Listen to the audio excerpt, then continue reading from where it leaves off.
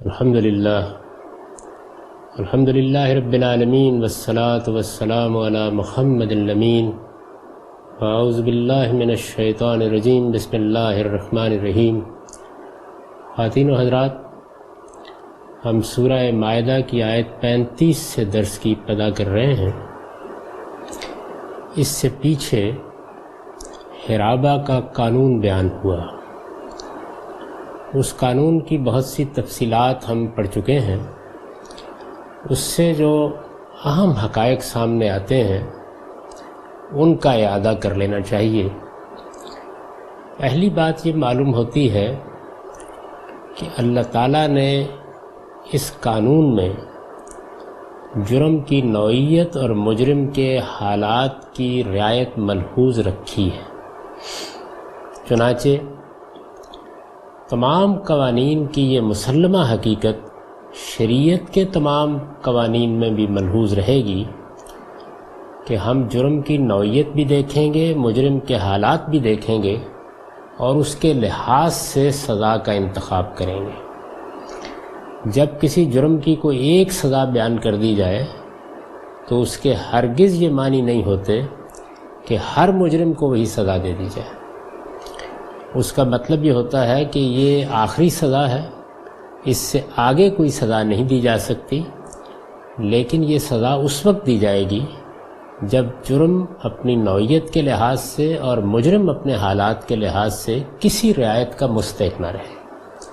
اگر وہ رعایت کا مستحق ہوگا تو پھر یا وہ سزا نہیں دی جائے گی یا کم تر سزا دے دی جائے گی۔ یہاں قرآن مجید نے اوپر کی سزائیں اور نیچے کی سزائیں دونوں بیان کر کے یہ حقیقت واضح کر دی ہے۔ اس کے ساتھ یہ بھی بتا دیا ہے کہ سرکشی ایک ایسی چیز ہے کہ جو سزا کو تو سخت تر کر دیتی ہے، لیکن اگر کوئی سرکشی سے باز آ جائے تو یہ بجائے خود سوسائٹی کے لیے اتنی بڑی رحمت ہے کہ پھر اس کے ساتھ نرمی اور محبت اور شفقت کا سلوک کرنا چاہیے۔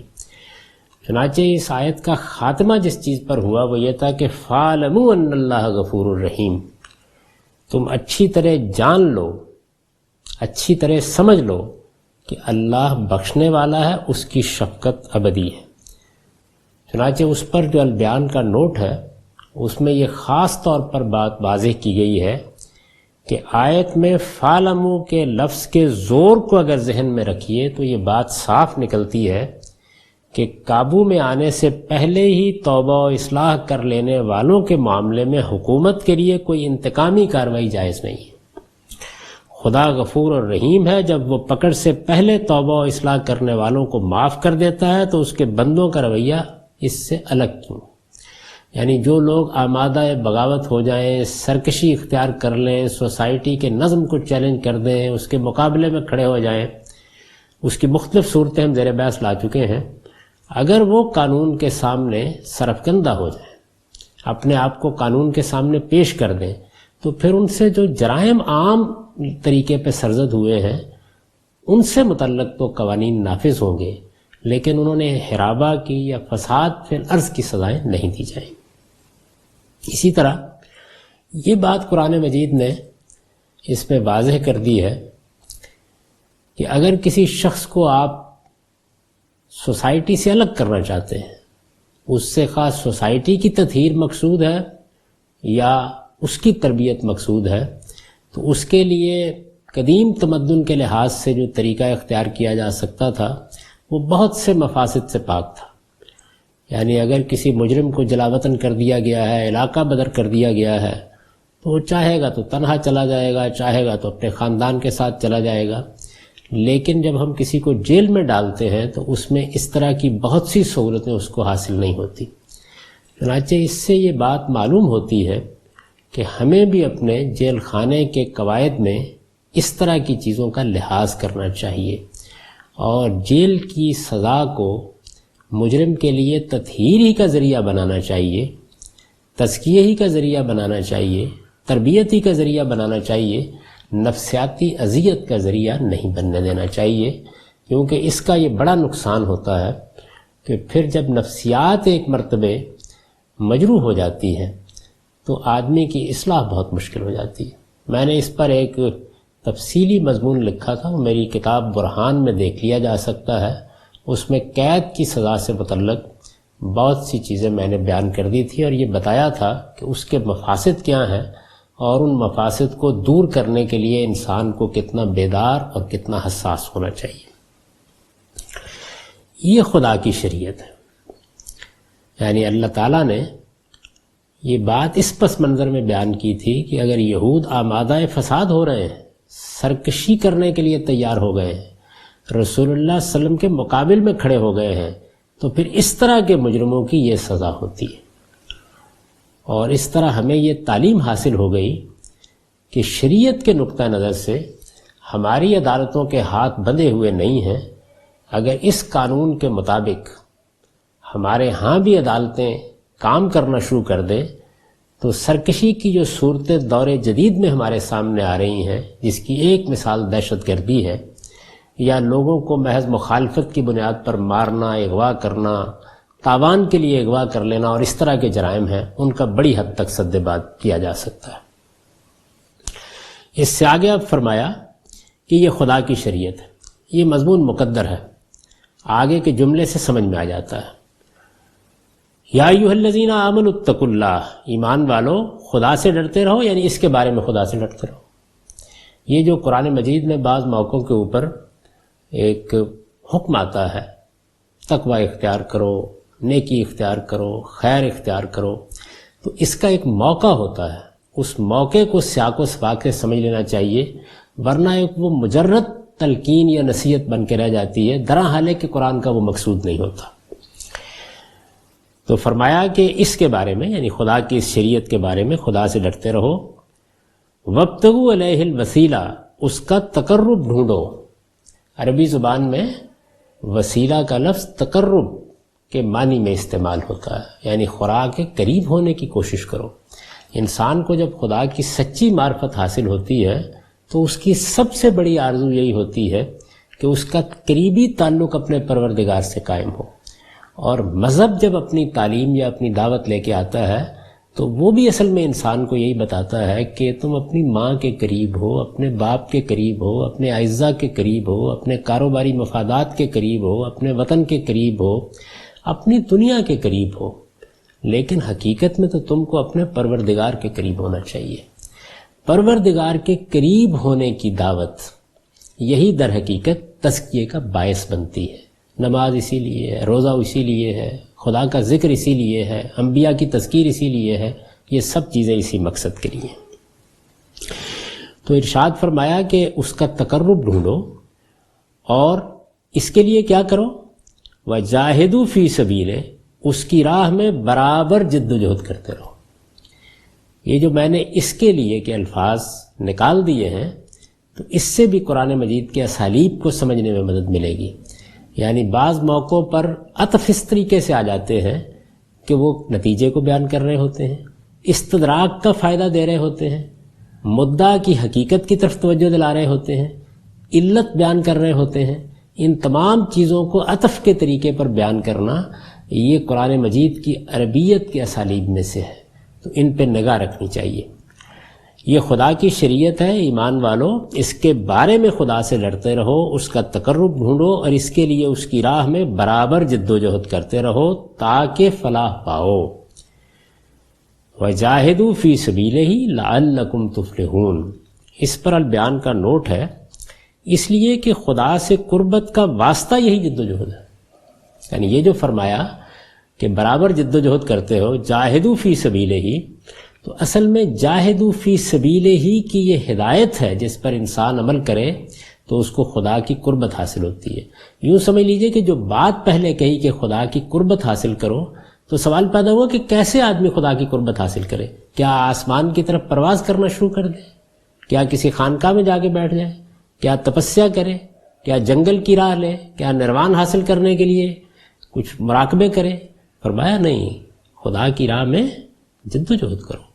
خدا کی راہ میں جد و جہد اس طرح بھی ہوتی ہے کہ انسان اپنے نفس کو خدا کے احکام کا پابند کرنے کی کوشش کرتا ہے، اپنے معاشرے کی اصلاح کرنے کی کوشش کرتا ہے، اپنی سوسائٹی کے اندر خیر کا علمبردار بن کے اپنی ذمہ داریاں ادا کرنے کی کوشش کرتا ہے، اور سب سے بڑھ کر تزکیے کو اپنا نصب العین بنا کر اپنی زندگی کے فیصلے کرتا ہے۔ تو اس کو جدوجہد سے تعبیر کیا۔ اس کے سوا کسی دوسرے ذریعے سے یہ چیز حاصل نہیں ہو سکتی۔ میں نے لکھا اس کے لیے اصل میں جاہدو فی سبیلہ ہی کے الفاظ آئے ہیں، ان میں لفظ جہاد اپنے وسیع مفہوم میں استعمال ہوا ہے۔ ہمارے ہاں تو اب جہاد کا لفظ خاص ہو کر رہ گیا ہے جنگ و جدال کے لیے، لیکن قرآن مجید میں ایسا نہیں ہے۔ قرآن مجید میں یہ لفظ بڑے وسیع معنی میں استعمال ہوتا ہے، اور اس سے مراد ہر وہ سعی و جہد ہے جو خدا کے احکام کی پابندی، اس کے دین کی اقامت، شریعت کی حفاظت اور اس کی خوشنودی حاصل کرنے کے لیے کی جائے۔ یعنی یہ کم و بیش وہ سب چیزیں ہیں جن کو قرآن مجید نے جگہ جگہ واضح کیا ہے۔ یعنی انسان کو سب سے پہلے تو خود اللہ تعالیٰ کے احکام کی پابندی کرنی ہوتی ہے، پھر یہ کہ دین کو محکم پکڑے رکھے، دین پر حقیقی معنی میں عمل پیرا رہے، دین پر اس کی صحیح روح کے مطابق عمل پیرا ہو۔ اس کو ایک شریعت ملی ہے، اس شریعت کی اپنی زندگی میں بھی حفاظت کریں، اپنے گرد و پیش میں بھی اس کی حفاظت کی تدبیریں کریں، اور ان تمام معاملات میں جو چیز اس کے سامنے محرک کے طور پر رہنی چاہیے وہ اللہ کی خوشنودی ہے۔ اس کے بعد ارشاد ہوا ان الذین کفروا لو ان لهم ما فی الارض جمیعا ومثلہ معہ لیفتدوا بہ من عذاب یوم القیامہ ما تقبل منہم ولہم عذاب علیم۔ رہے وہ لوگ جو منکر ہیں۔ کس چیز کے منکر ہیں؟ ظاہر ہے کہ اگر پیچھے سے پوری سورہ کو سامنے رکھیں تو مطلب ہوگا کہ پیغمبر کی طرف سے اتمام حجت کے باوجود اس کے منکر ہیں۔ یعنی یہاں جو انکار ہے یہ اصل میں رسول کا انکار ہے۔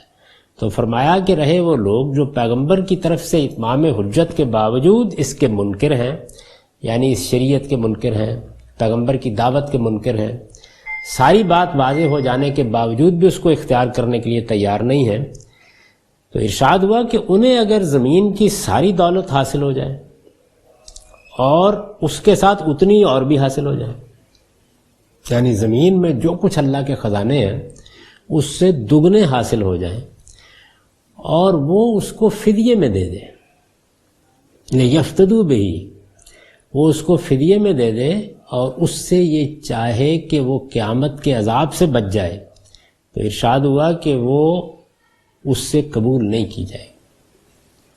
معاف کیجیے،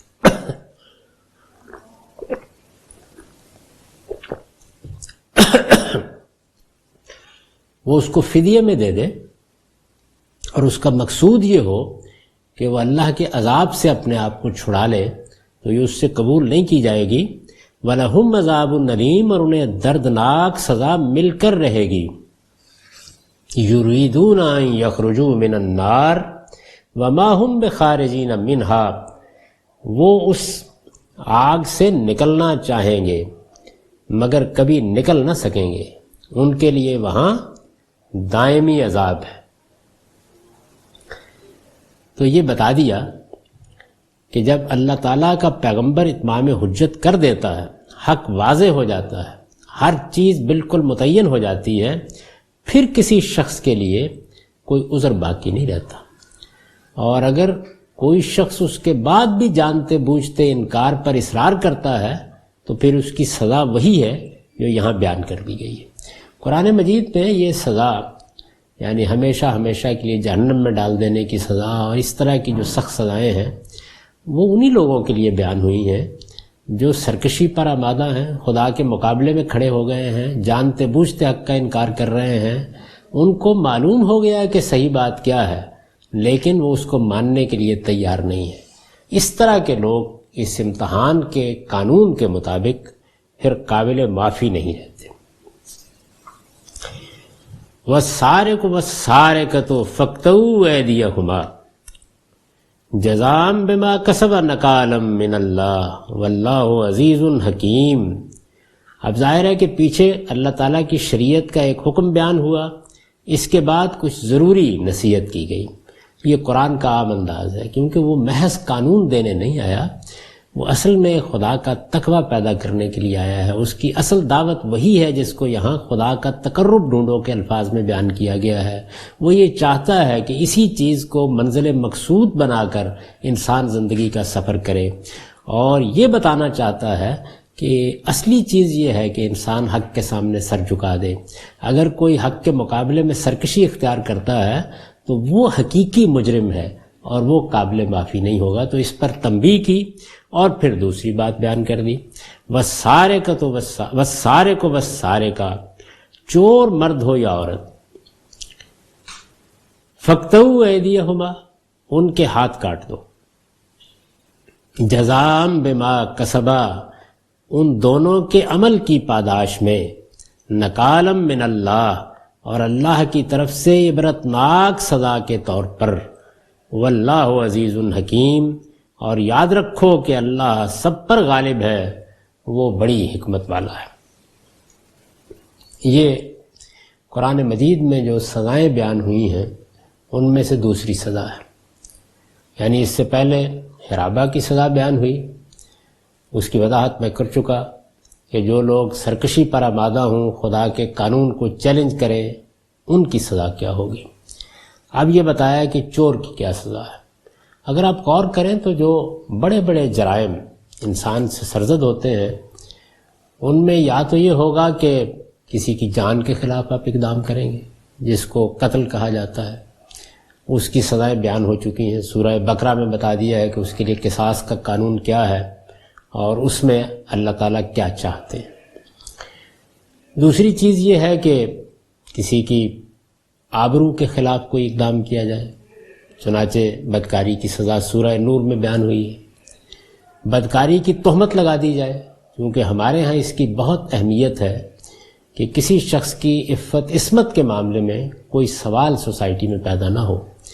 کسی مسلمان معاشرے میں کسی شخص کی حیثیت عرفی ختم ہو جاتی ہے اگر اس طرح کی کوئی بات اس کے بارے میں عام ہو جائے. تو اس لیے قذف کا ایک قانون بیان کیا گیا. تو زنا کی سزا یا بدکاری کی سزا، قذف کی سزا، قتل کی سزا اور حرابہ. اب یہ چوری ہے، یہ مال کے خلاف جرم ہے. ہمارے ہاں تو عام طور پر یہ ہوا ہے کہ سارق کے لفظ کے لحاظ سے فقہا اصرار کرتے ہیں کہ جس پر لفظ سارق بولا جاتا ہے یا چور جس کو کہا جاتا ہے اسی کے لیے یہ انتہائی سزا ہوگی. لیکن میرے نزدیک صورتحال یہ ہے کہ یہ یقیناً چور ہی کی سزا ہے، تاہم وہ چیزیں جو چوری کے حکم میں ہوتی ہیں ان پر بھی اس کا اطلاق کیا جا سکتا ہے. تو سزا بیان کرتے ہوئے یہ ارشاد فرمایا کہ مرد ہو یا عورت، یعنی اس میں کوئی فرق نہیں کیا جائے گا. مرد اور عورت دونوں اخلاقی لحاظ سے یکساں مسئول ہیں.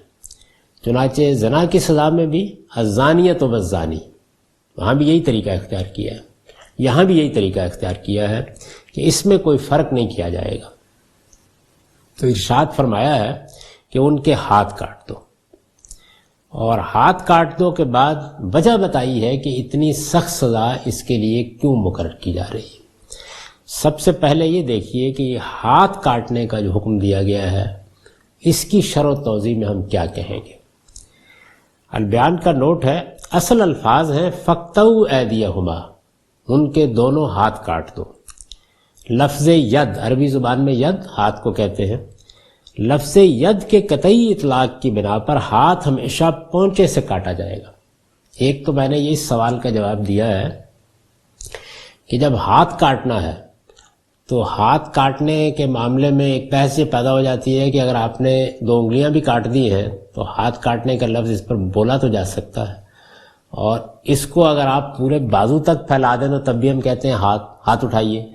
تو یہ سارا کا سارا معاملہ چونکہ مختلف اطلاقات کا ہے، تو اب قرآن مجید کیا چاہتا ہے؟ پورا بازو کاٹ دیا جائے؟ کیا چند انگلیاں کاٹ دیں تو اس سے بھی حکم کا منشا پورا ہو جائے گا؟ تو میں نے اس معاملے میں یہ استدلال کیا ہے کہ چونکہ سزا کا موقع ہے تو دونوں اطلاقات جو ہیں وہ مجازی ہیں، لیکن یہ پہنچے سے ہاتھ کاٹنے کا جب مدعا سمجھا جائے گا تو یہ اطلاق قطعی ہوگا، وہی مراد لینا چاہیے. تو ہاتھ ہمیشہ پونچے سے کاٹا جائے گا، اور عمل اور پاداش عمل کی مناسبت سے دایاں ہاتھ کاٹا جائے گا۔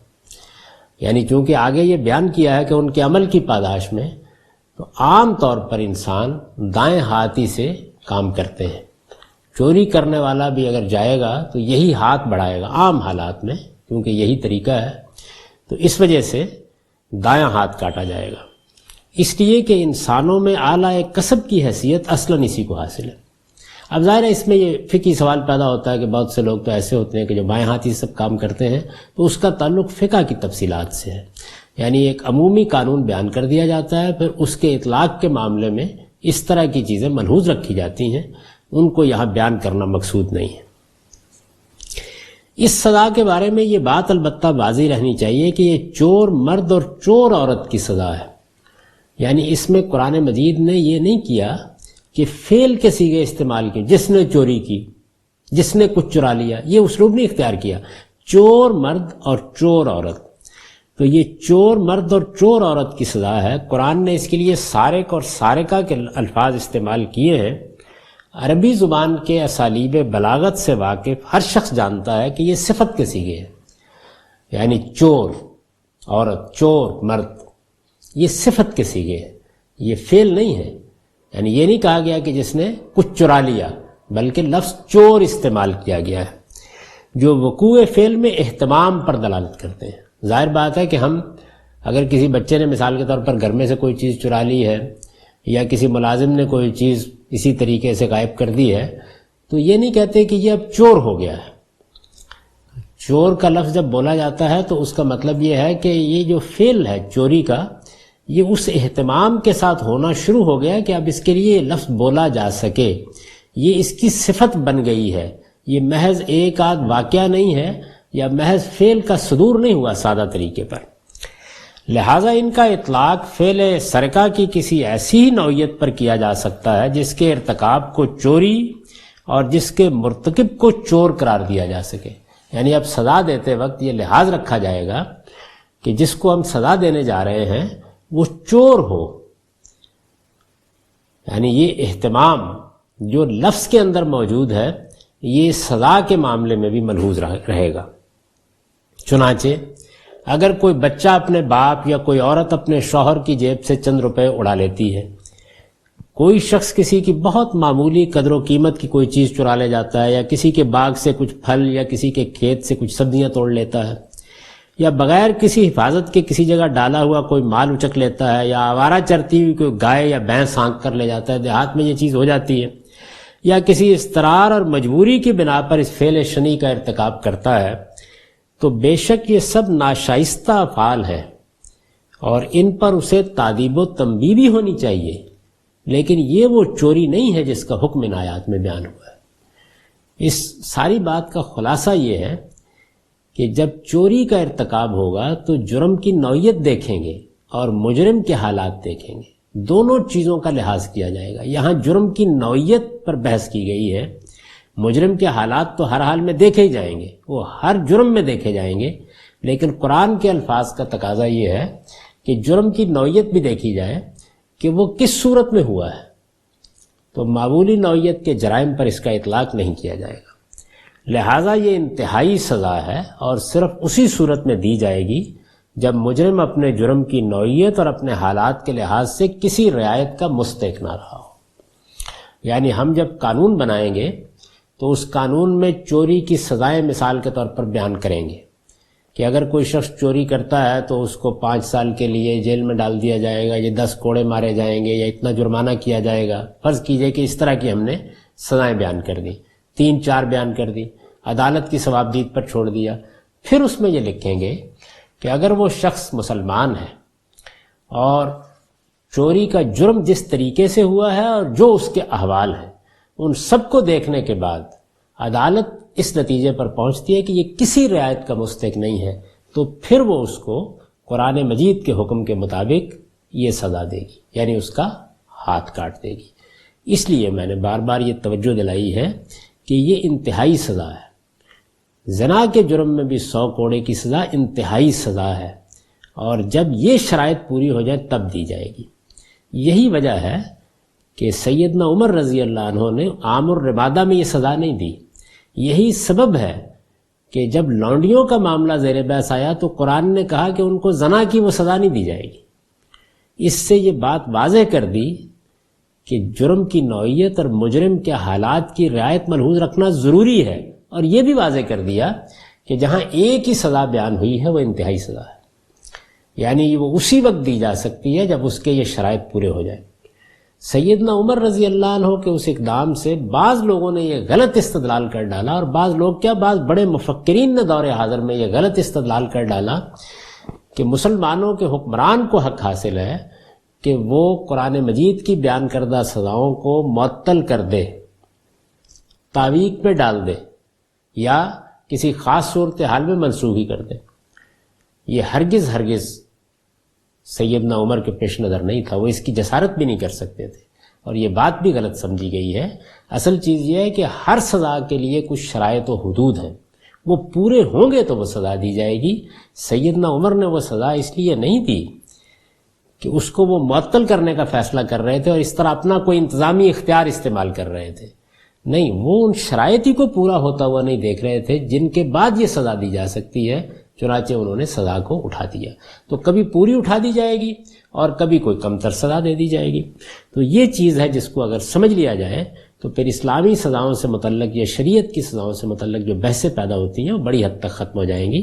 لوگوں کو یہ سمجھانے کی ضرورت ہے کہ ایک تو یہ سزائیں مسلمانوں کو دی جائیں گی، یہ چیز بھی کہ مسلمانوں کو دی جائیں گی اصل میں احوال کی رعایت ہے، یعنی ان لوگوں کو دی جائیں گی جنہوں نے اللہ کی دعوت کو سنا، سمجھا، قبول کیا، ایمان لائے. یہ معلوم ہوا ان کو کہ اللہ کی شریعت میں جس کو وہ مانتے ہیں اور محمد الرسول اللہ کے دین میں جن کو وہ خدا کا پیغمبر سمجھتے ہیں، ان جرائم کی شناخت اتنی غیر معمولی ہے، اور وہ اگر اس جرم کا ارتکاب کریں گے تو انہیں یہ سزا مل سکتی ہے. اس احساس کے ساتھ جو لوگ اسلام کے دائرے میں زندگی بسر کر رہے تھے، پھر ان سے جرم ہو گیا، اور جرم بھی ایسے حالات میں ہوا کہ جس میں رعایت کی گنجائش نہیں ہے، تو اب وہ اسی سزا کے مستحق ہیں. آگے جو یہ فرمایا تھا کہ ان کے عمل کی پاداش میں اور اللہ کی طرف سے عبرتناک سزا کے طور پر، اس پر البیان کا نوٹ یہ ہے، یہ اس سزا کا مقصد ہے. استاذ امام امین احسن اصلاحی نے اس کی وضاحت فرمائی ہے. وہ لکھتے ہیں اس میں قطع ید کے یعنی ہاتھ کاٹنے کے دو سبب بیان ہوئے ہیں. ایک یہ کہ یہ مجرم کے جرم کی سزا ہے، دوسرا یہ کہ یہ نکال ہے. نکال کے معنی کسی کو ایسی سزا دینے کے ہیں جس سے دوسرے عبرت پکڑے.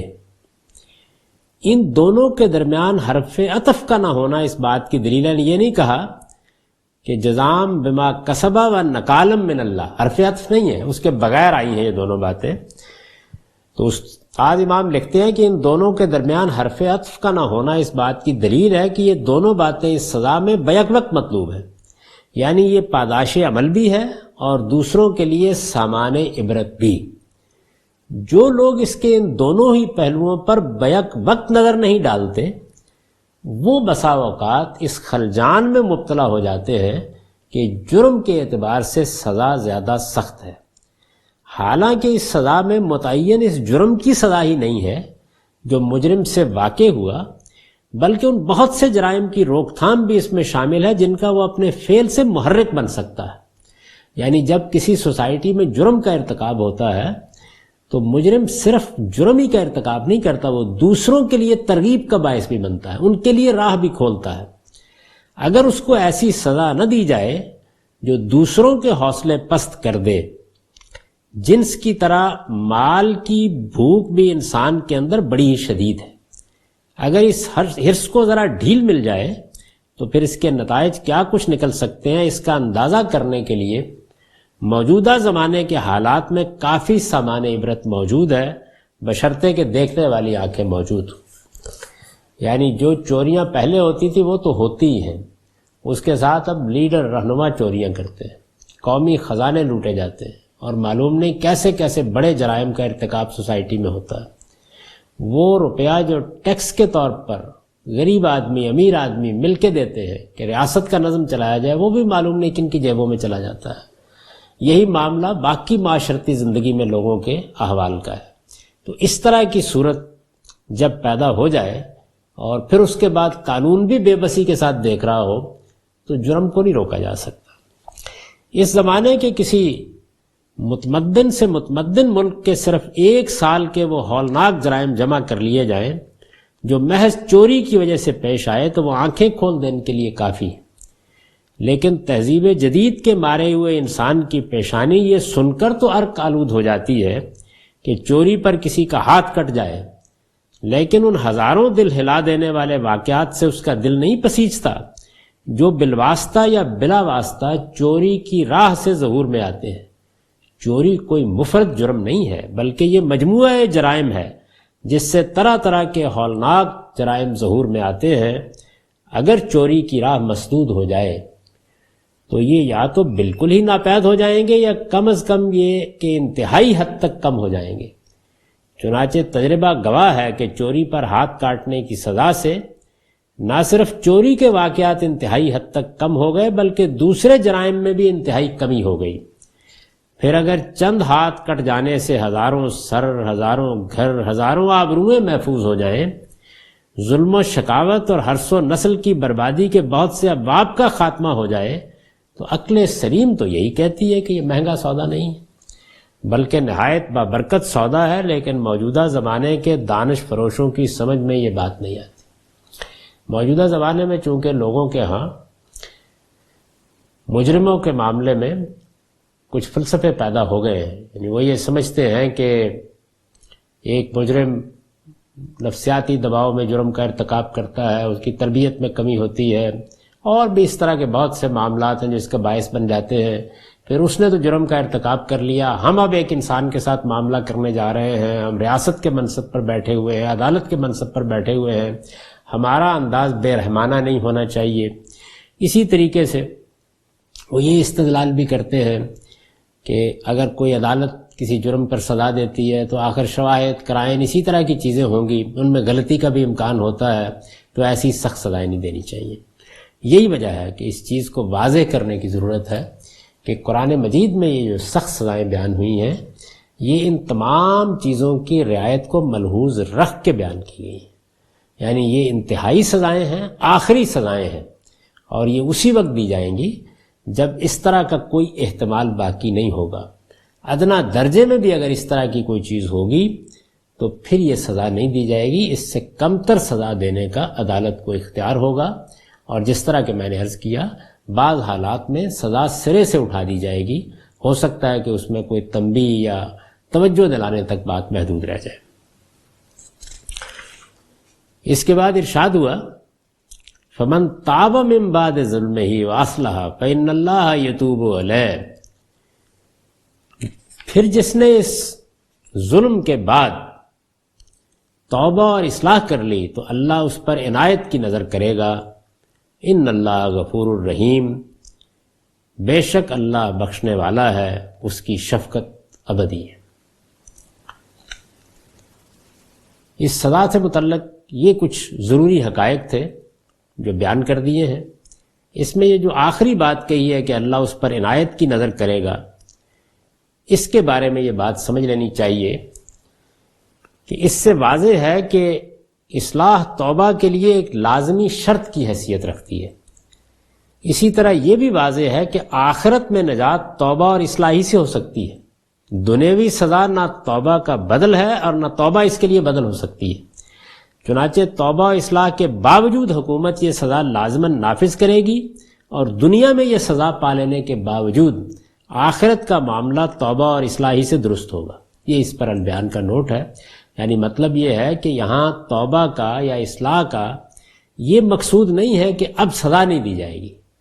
یہ بات پچھلی آیت جو حرابہ کی سزا میں آئی ہے اس کے مقابل میں رکھ کے دیکھیں تو واضح ہو جائے گی۔ جہاں ریاست کو توبہ و اصلاح کو قبول کرنا ہے وہاں بالکل دوسرا اسلوب ہے۔ یہاں اصل میں یہ بتایا جا رہا ہے کہ سزا ہو گئی، ہاتھ بھی کاٹ دیا گیا، لیکن اس کے بعد اگر آدمی خدا کی طرف رجوع کرتا ہے تو آخرت کی سزا سے وہ اسی صورت میں بچے گا، یعنی اس کی توبہ سزا کو ختم نہیں کرے گی، اور توبہ نہیں کی تو آخرت کا معاملہ محض اس سزا سے ختم نہیں ہو جائے گا۔ اب ان آیات کا سادہ ترجمہ سن لیجئے۔ ارشاد فرمایا ہے یہ خدا کی شریعت ہے، ایمان والو اس کے بارے میں خدا سے ڈرتے رہو، اس کا تقرب ڈھونڈو اور اس کے لیے اس کی راہ میں برابر جد و جہد کرتے رہو تاکہ فلاح پاؤ۔ رہے وہ لوگ جو پیغمبر کی طرف سے اتمام حجت کے باوجود اس کے منکر ہیں، تو انہیں اگر زمین کی ساری دولت حاصل ہو جائے اور اس کے ساتھ اتنی ہی اور بھی اس لیے کہ اسے فدیے میں دے کر وہ اپنے آپ کو روز قیامت کے عذاب سے چھڑا لے، تو ان سے وہ قبول نہیں کی جائے گی اور انہیں دردناک سزا مل کر رہے گی۔ وہ اس سے نکلنا چاہیں گے مگر کبھی نکل نہ سکیں گے، ان کے لیے وہاں دائمی عذاب ہے۔ یہ خدا کی شریعت ہے، اسے مضبوطی سے پکڑو، اور چور مرد ہو یا عورت ان کے ہاتھ کاٹ دو ان کے عمل کی پاداش میں، اور اللہ کی طرف سے عبرتناک سزا کے طور پر۔ اور یاد رکھو کہ اللہ سب پر غالب ہے، وہ بڑی حکمت والا ہے۔ پھر جس نے اپنے اس ظلم کے بعد توبہ اور اصلاح کر لی تو اللہ اس پر عنایت کی نظر کرے گا، بے شک اللہ بخشنے والا ہے، اس کی شفقت ابدی ہے۔ اقول قولی ھذا واستغفر اللہ لی ولکم ولسائر المؤمنین۔